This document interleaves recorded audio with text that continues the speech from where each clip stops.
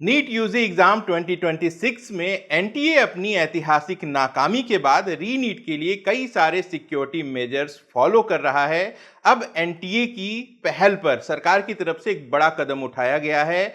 NEET exam के conduct होने तक और इसके कुछ दिन बाद तक जो टेलीग्राम ऐप है ये बैन रहेगा और रिस्ट्रिक्टेड रहेगा। जी हाँ, ये वो एक जरूरी कदम है जो सरकार ने अब उठा लिया है। और दिलचस्प बात यह है कि पेपर लीक के बाद मैं जो सरकार को लगातार अपने सजेशंस भेज रहा था उसमें एक सजेशन ये भी था कि टेलीग्राम को बैन कर दिया जाए या फिर रिस्ट्रिक्ट कर दिया जाए।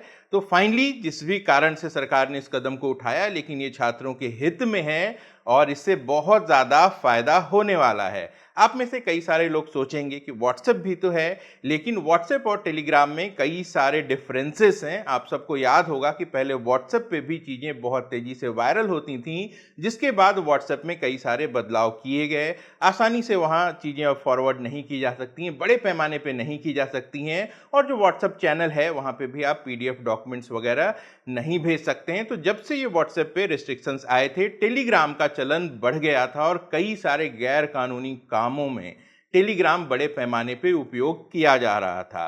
सरकार इसे सीधे तौर पे बंद नहीं कर सकती, इसलिए एग्जाम तक के लिए इसे बैन किया जा रहा है। और एग्जाम के बाद भी लगभग एक हफ्ते तक जो एडिटिंग फीचर होता है टेलीग्राम पे, इसे डिसेबल कर दिया जाएगा। क्यों किया जा रहा है ऐसा? क्योंकि कई सारे चैनल्स ऐसे हैं जो नॉर्मल सी एक पोस्ट कर देते हैं और एग्जाम होने के बाद, चूंकि टेलीग्राम में एक फीचर होता है कि आप पुराने मैसेज में जो डॉक्यूमेंट्स है उसे भी एडिट करके चेंज कर सकते हैं, तो बहुत सारे लोग एग्जाम होने के बाद ओरिजिनल क्वेश्चन पेपर वहां पे रिप्लेस कर देते हैं और ये दावा कर देते हैं कि इस बार भी पेपर लीक था। इससे भ्रम की स्थिति फैलती है। बैन क्यों किया जा रहा है? क्योंकि कई सारे चैनल्स ऐसे हैं जो री नीट पेपर लीक का भी लगातार दावा कर रहे थे और लोगों से इसके एवज में पैसे भी ऐंठे जा रहे थे। अब जो पेपर उनके पास है वो असली है या फिर नकली, ये तो एग्जाम के बाद ही पता चलता है, लेकिन कई सारे लोग इससे ठगी का शिकार होते रहते हैं। मीडिया में हम लगातार देख रहे थे कि कुछ चैनल्स थे, पेपर लीक्ड नीट,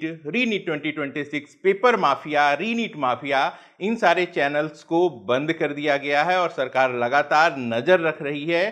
क्योंकि कुछ शहरों से पुलिस ने इस बात के प्रमाण प्रस्तुत किए हैं कि टेलीग्राम पे पेपर लीक का दावा करके बड़े पैमाने पर ठगी की गई है। पिछले दिनों अहमदाबाद साइबर क्राइम ब्रांच ने एक inter state cyber fraud gang का खुलासा किया। जांच में यह भी पाया गया कि 8 टेलीग्राम चैनल्स के माध्यम से लगभग 1.5 करोड़ रुपए की उगाही छात्रों से की गई थी। देखिए, छात्र और परिजन भी इस तरीके के झांसे में क्यों आते हैं, ये भी एक बहुत बड़ा कंसर्न है। उन्हें भी इन सारे फ्रॉड चीजों से दूर रहना चाहिए। हम सबकी ये नैतिक जिम्मेदारी बनती है कि कहीं भी कुछ हमें संदिग्ध दिखे तो इसकी सूचना जो भी संबंधित अथॉरिटीज हैं, जो एनटीए है जो इस परीक्षा का संचालन कर रहा है, उस तक पहुंचाएं। क्योंकि अब तक एनटीए कितना नाकाम रहा है, यह बात बार बार रिपीट करने से जो 22 लाख बच्चे अभी दोबारा एग्जाम देने जा रहे हैं उनको फायदा नहीं होगा। फायदा इस बात से होगा कि एग्जाम जो है वो साफ सुथरे तरीके से और फेयर तरीके से कंडक्ट हो जाए। आपके पास भी कोई संदिग्ध गतिविधि पहुंचती है, कोई दावा पहुंचता है, तो आप इसकी शिकायत साइबर क्राइम के हेल्पलाइन नंबर 1930 पर कर सकते हैं। और सरकार के उठाए गए इस कदम पर आप क्या सोच रखते हैं, मुझे कमेंट करके जरूर बताइएगा। वो सभी कैंडिडेट जो री नीट के लिए तैयारी कर रहे हैं, बहुत कम वक्त रह गया है, आप सबको बहुत बहुत शुभकामनाएं। आप सब अपना और अपनों का खूब ख्याल रखिएगा। नमस्कार, जय हिंद।